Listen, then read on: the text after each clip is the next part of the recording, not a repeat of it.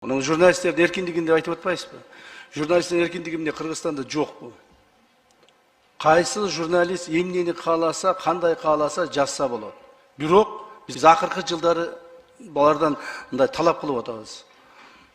Калп нерсени жөнүн эле бирөөнү мындай бир калп нерсени айтып, анан кийин мамлекеттик тынчтыкка бүлүк салууга аракет кылган адамдарды. Аларды биз жазага тартышыбыз керек. Ошондо гана мамлекетибизде тынчтык болот. Мисалы мына кече күнү мен ушул жерден ачык эле айтып коеюн, мына депутаттар деле көрүп атсаңар керек. Кече мен ушул жанагы Баткенден учуп келатып көрүп калдым. Ошондо убактым баары көрүп калдым.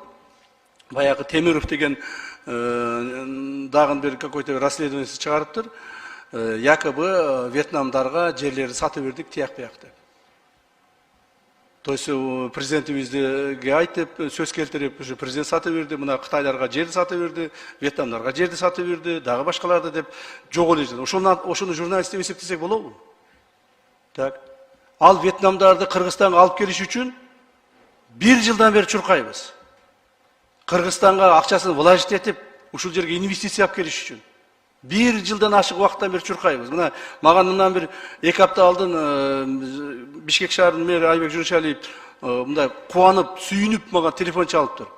Баягы чуркаган Вьетнамдар акчасын которду, жакшы болду, мына акча келип бизге түштү. Канча дагы миллиардтер эсиме чыгып калды. Акчасы түштү деп. Мына көрдүңөрбү? Ошолорду ошентип тартып келип, мамлекетке ошол инвестициялар тартып келип, аны бир Жапаров Садыр Нуркожоевич чөтө салып алып аткан жок, же башка салып алып аткан жок. Мамлекеттик органдарга келип түшүп атат. Инвестициялар тартып келип атса, тигил айтып атат, жок, буну сатып берди. Ошону уккан инвесторлордон келбейт да, айтат да. Ал журналист эмес, ал бүлүк салуучу деп аталат. Ошондуктан биздин журналисттерге Кыргызстанда толук бойдон эркиндик бар. Эмнени жазса жаза берсин. Бирок Кыргызстанга бүлүк салбаш керек да. Ошон үчүн бүлүк салгандарды биз тартипке чакырдык, мындан ары да чакырабыз.